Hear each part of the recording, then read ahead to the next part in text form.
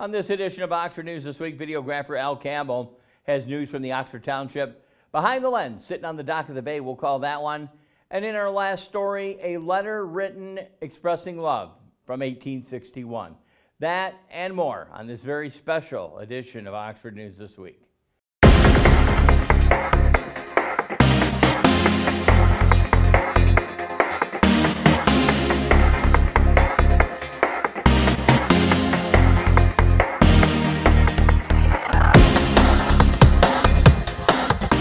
Out to Addison Township for our first story. Addison Township Fire Chief Jerry Morowski, three other members of the department and local residents spent an hour and a half early in May trimming overgrown trees on the property of the township resident.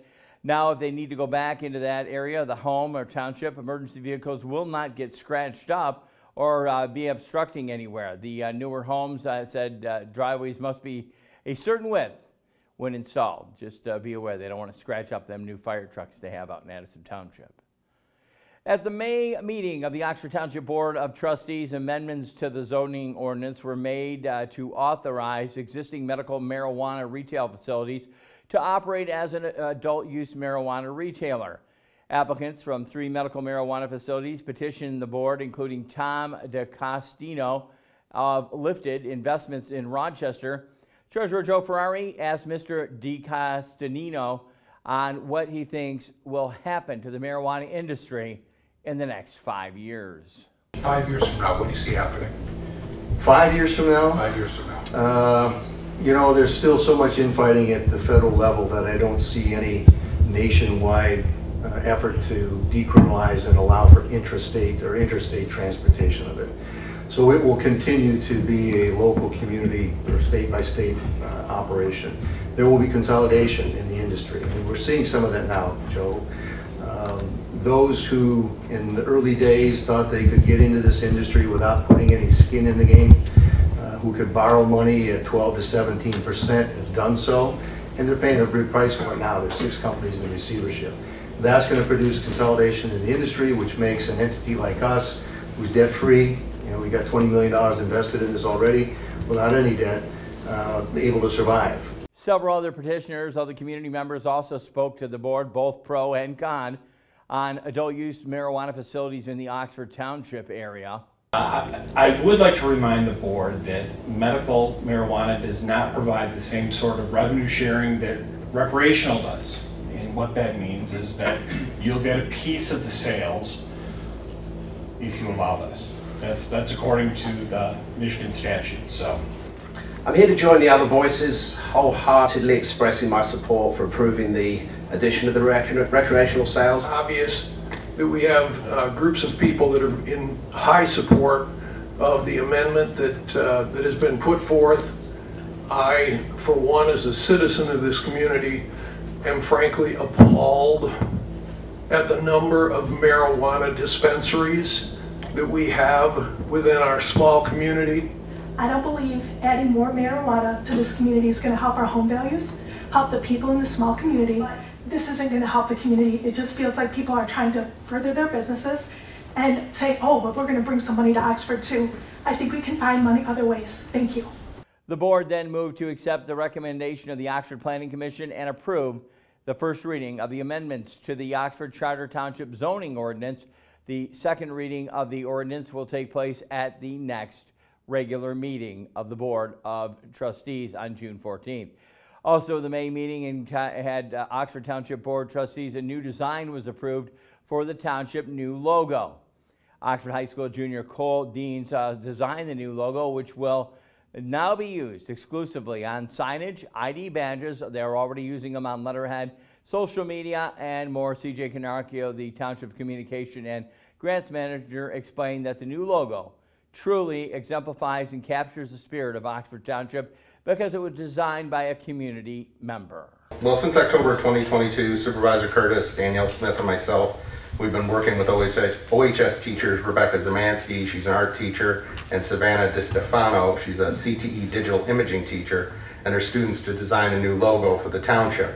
Our goals were to tap into the vast reservoir of skills and talent and fresh ideas at OHS, give Oxford's young people like Cole here a meaningful way to engage with their local government, and create a logo that truly captures the spirit of Oxford Township because it was designed by a community member. Trustee Rod Charles asked to input from a broader community such as local business owners should have been considered when making the new logo. You mentioned community. Has there been any input or attempt to get input from the broader community? We have a lot of people that do similar work in the community, business people, etc. Would that be something worth considering, having run by this proposal to see if there's any input the broader community might have? What our mission was to design a logo using the graphics design students and the art students at the high school, taking the history of design for the other 5 or 6 entities in town. We didn't do that for them. Okay. I was talking to Mr. Carnacchio today and discussed another entity that had Small Done Right. Paid $6 grand for it. $3 grand. We're getting it for $250, and I think it's even a better design. I'd like to see some, I'm not against the design per se, I like the color, etc. I just would like to see some community input. Oxford Township Supervisor Jack Curtis moved to approve the logo and compensate Deans for $250 for his work, all except Charles, who voted in favor. It was a perfect evening to for a send-off last Thursday. The Pine Knob Amphitheater in Clarkston was filled with much of the pomp and circumstance it could hold. With all the Oxford flair, Oxford High School graduated 406 students with Michael Duong as the valedictorian, I should say. Michael Duong, Kyle DeMalanta, I should say, as salutatorian. Aubrey Greenwood and Xander Brown won the coveted Oxford Cup as family and friends of the graduates filled the amphitheater. The Oxford High School Jazz Band and Wind Ensemble performed for the graduating seniors. Troy Zeider, Jr., sang the Frank Sinatra standard, My Way. Senior Kaylee Feiner sang the Star Spangled Banner. Much of the speeches given that evening both focused on the class of 2023 dedication and their dedication. All graduates were given a special gold and blue honor cords to wear for the evening in recognition of what the class has endured, a pandemic and a shooting in 2021. Some of the students also wore orange cords showing their support for against gun violence prevention movement. A special tribute and moment of silence was then given to Daphne Beetham and Tate Meir. Oxford High School Principal Darcy Beasley led the evening, proceeding with the introducing speakers. In a related story with the Oxford High School graduates, the class of 2023, they partied at Legacy 925, one of their last get-togethers. It was a fun day had by all. Again, this is all graduation season. We want to congratulate all of Oxford High School's graduating seniors. This past Saturday, the community again welcomed a venture. We had been waiting for this for a while, the Davis Family Farmers Market at Seymour Lake Township Park. It kicked off the grand opening with a ribbon cutting dedication. The sky was overcast and there were a few sprinkles of rain, but there was plenty of smiles on the faces of the customers, vendors alike. In the morning, the Oxford Chamber of Commerce hosted the official ribbon cutting ceremony, and later in the afternoon, again, the Parks and Rec dedicated a 4,000 square foot pavilion in honor of Ron Davis, the family. The Oxford Township, again, resident Ken Soul from the Soul Sugar Shack showed some of the maple syrup in her from her family property. Also, again, Davis served here as the Parks and Rec Director for 27 years before retiring last July. When he and his wife Michelle and 2 daughters, Sarah and Shelby, arrived in the morning, Davis was wide-eyed, and as he surveyed the project he conceived well over a few years ago. Before his retirement, in the afternoon, a bronze marker paying tribute to the Davis family was affixed to a large boulder in front of the pavilion. The Davis Family Farmers Market Pavilion was constructed last fall using funds from the Oxford Township Parks and Rec Department and the American Rescue Plan Act, which had $100,000 grant at the Oakland County Parks and Rec. Again, grant manager C.J. Carnacchio secured that. The Township Communications and Grant Manager, who has secured a lot of beneficial things in the community. Oxford Township resident Beverly Jurdo, the egg lady, showed some of her eggs, and she and her husband Keith, they sell eggs at North Goats Road. According to the market manager Tim Davids, the opening day went fairly smoothly with all vendors who signed up showed up. There were 20 vendors selling anything from pasture-raised meats, eggs, local honey, maple syrup, products from microgreens and flowers. The farmers market will be open every Saturday, 9 a.m. to 2 p.m., all the way through the end of October. And we remind you again about this. No Haz collection is coming up right around the corner June 3rd. That'll be, again, safety and responsibility to dispose of your household hazardous waste. June 3rd, Saturday, it'll be at the Oxford Middle School, which is located on 1420 Lakeville Road. The event runs from 8 a.m. to 2 p.m. Please also register online at nohaz.com. No Haz collection events are free to residents of Oxford, Oxford Village, Oxford Township. Again, that's right. There's no fee to dispose of your household hazardous waste if you do live in the Oxford community. These collection events are household hazardous waste only, not meant for commercial, contractor business, or institutional waste. For a more detailed outlook on what you need and what you can bring and what you cannot bring, go to nohaz.com. Green Thumb Girl Scouts worked in the garden. That was Troop 77733. Sounds like a great lottery number. Spent their Monday afternoon preparing the Oxford Community Garden for planting.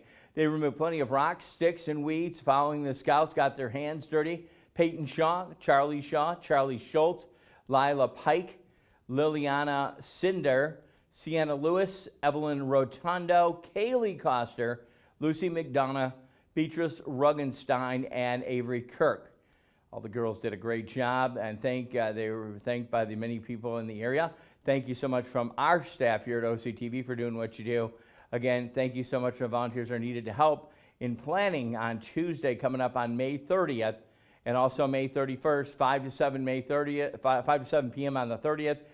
May 31st, you can show up at 10 a.m. to 12 noon. Again, if you'd like more information, follow the website below my face here, tinyurl.com. which is the garden is located at Seymour Lake Park. The community garden was established back in 2021. The vegetables, herbs, and produce donated to the free meals program based on the Emmanuel Congregational United Church of Christ, Meals on Wheels, and Hope Senior Apartment. Great food and a great cause for everyone involved. Thanks to the efforts of the Oxford Township Grants Manager. Again, we always say thank you to C.J. Carnacchio. The Ralph C. Wilson Jr. Fund, a design and access of Susan L. Raymond Baber Fund, awarded $50,000 to help pay for designing of a 4,000-foot safety path along the south side of Seymour Lake Park from Sanders Road to Seymour Lake Park. According to Township Supervisor Jack Curtis, this will continue to make Oxford a safer place for the pedestrians, cyclists, and a top priority to Township officials. Once again, thanking our grant manager. I don't know what we would do without you, CJ. Definitely, we appreciate everything you do. We also appreciate you more even during this segment. In our Behind the Lens segment, guess who? Yes, that's CJ. He took the picture. He didn't leave a title this time, so I'll title this one myself. Our Behind the Lens, we'll call this one Sitting on the Dock of the Bay.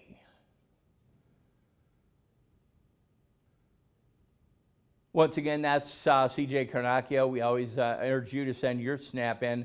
If you have a picture or something you'd like to be shown, maybe you'll be on Behind the Lens. In our last story today, a letter written expressing love in 1861. However, I do know he's not from 1861, but he'll have some interesting stuff. Dave Kenny will have Auto Talk and Science in the News. I'll have a brief sports outlook. And again, stay tuned for that last story, a letter from 1861, right here on this edition of Oxford News This Week.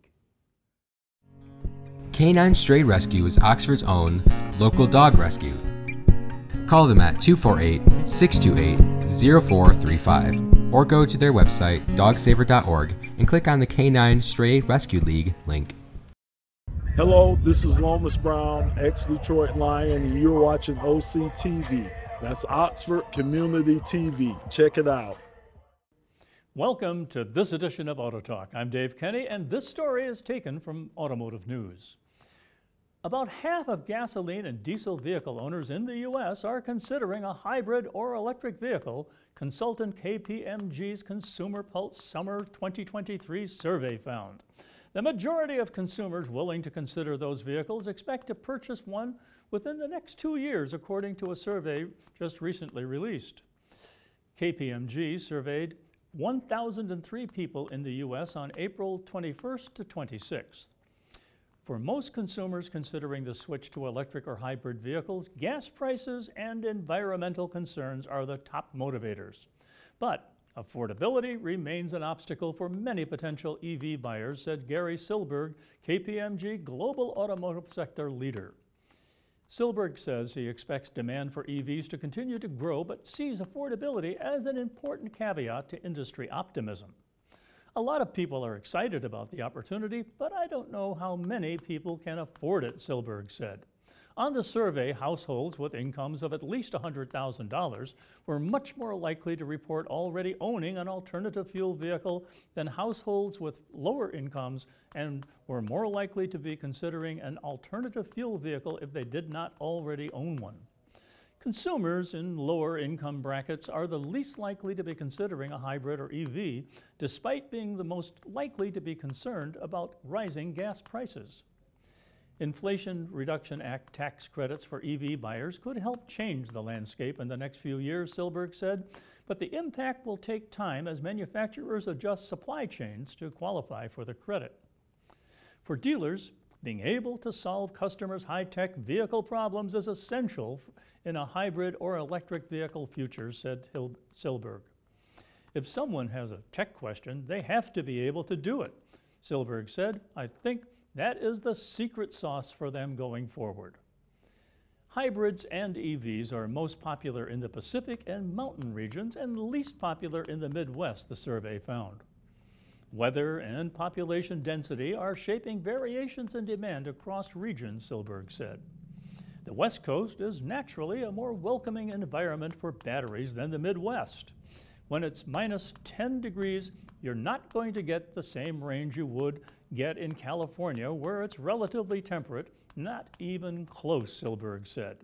Higher population densities on both coasts also make it more practical for consumers to rely on vehicles with limited ranges than it is for consumers in the middle of the country. Generation X and millennials are the most likely to say they plan to purchase a hybrid or EV within the next 2 years.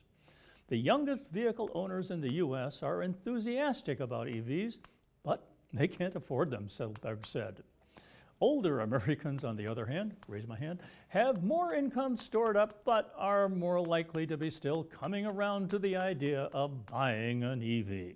Well, that's it for this edition of Auto Talk. I'm Dave Kenny. Stay tuned to Oxford Community Television.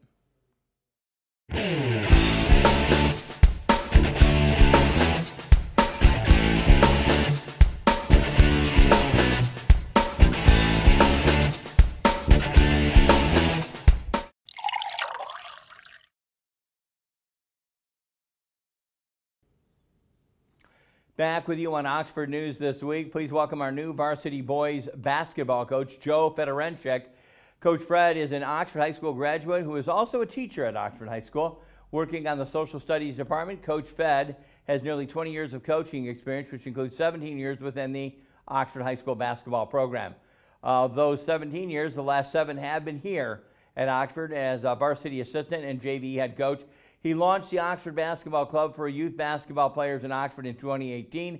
Coach Fed is the Oakland University grad, where he thrilled for the passion, positivity, and energy that he can bring to any program. Now he is in charge of the basketball program.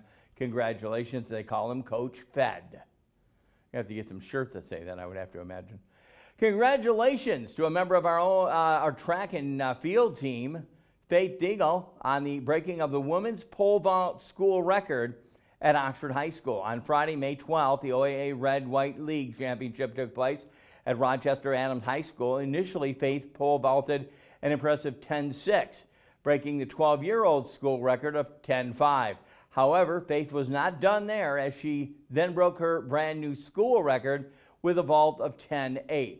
Shortly after, Faith, along with the rest of the Oxford track and field program, they competed at the track and field regionals on Friday at Milford High School. Faith will look to break her new record and take first place in the region. Again, congratulating on her pole vault win and victory there.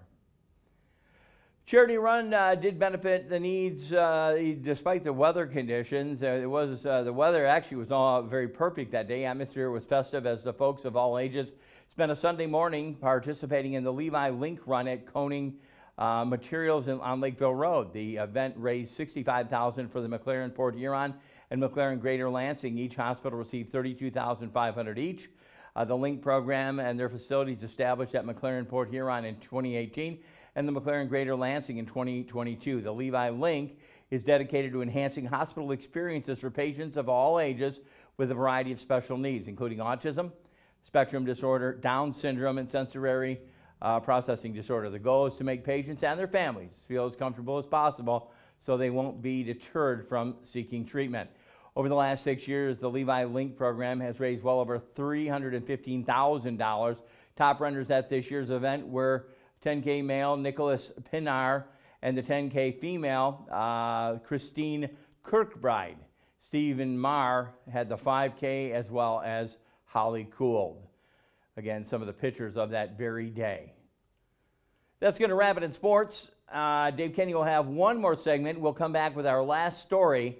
And our last story is very touching. A letter written expressing love back in 1861.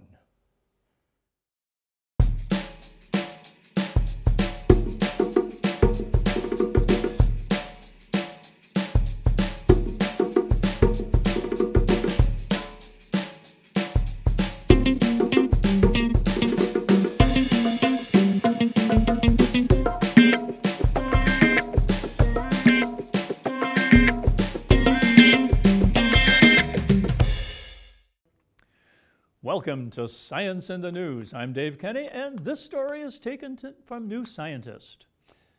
A simple software upgrade could improve the efficiency of wind turbines by ensuring they face directly into the wind more of the time. If the technique were rolled out worldwide, it could boost electricity production by 5 terawatt hours a year, about the same amount as is consumed annually by Albania or 1.7 million average UK homes.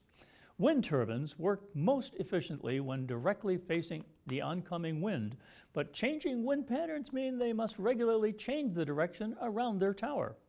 The more time a turbine spends facing even fractionally the wrong way, the less efficient it is. Current algorithms track wind patterns and adjust the turbine blades to anticipate changes, but Alban Puig and Jesse Reed at the Polytechnic Institute of Paris believe artificial intelligence can do better. They have trained a reinforcement learning algorithm to monitor wind patterns and develop its own strategy to maintain the turbine at the correct angle.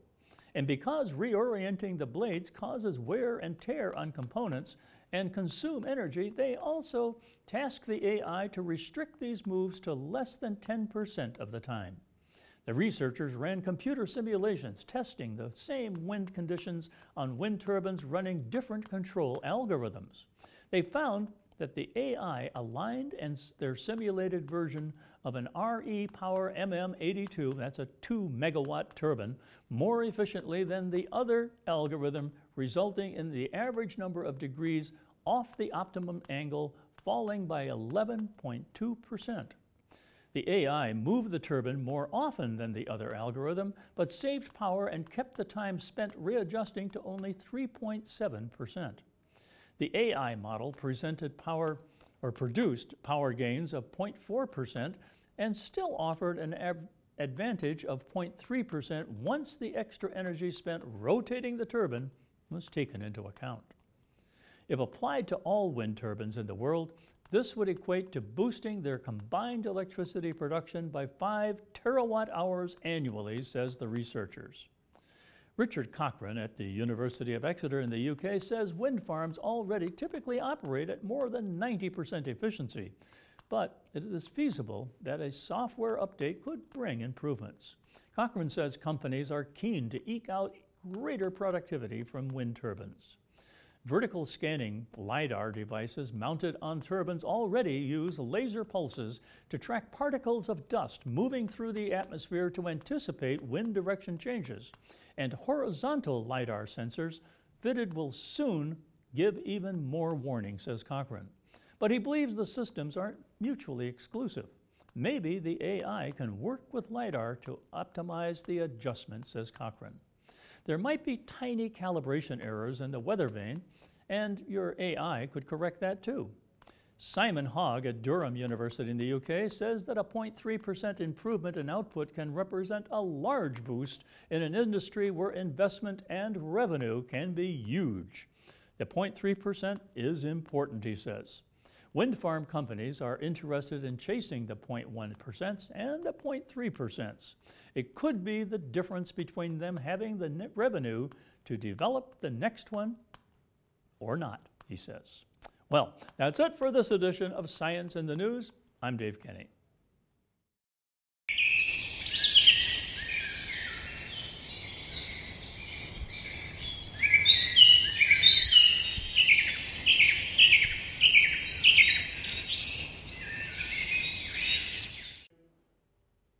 In our last story, as we approach Memorial Day this year, as borrowed from the letter written by Civil War participant Sullivan Ballou to his wife Sarah, this letter from 1861.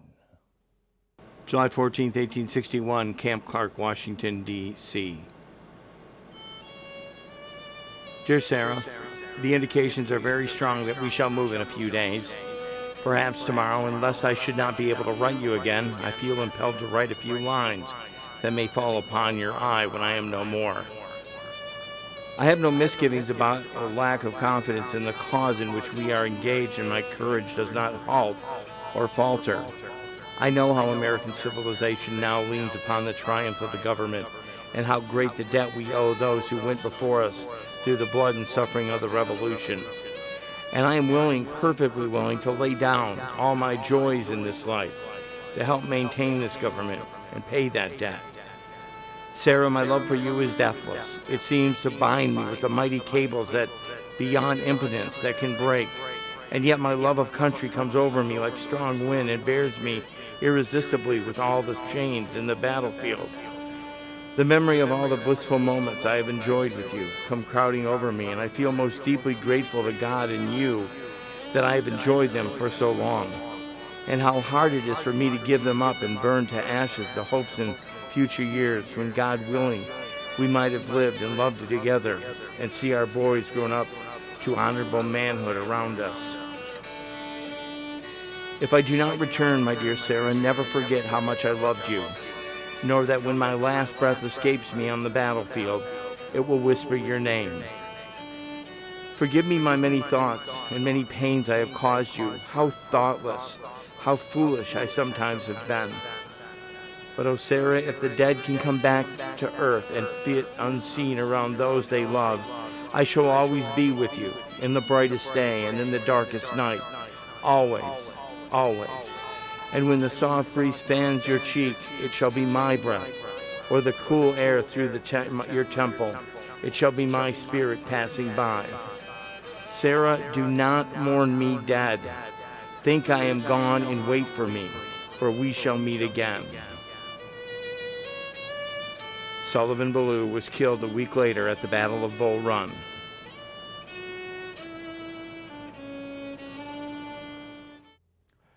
And with that, we'd like to thank the news gathering sources from the Downtown Development Authority, the Village of Oxford, the Charter Township of Oxford, Leonard Village, and of course the Township of Addison.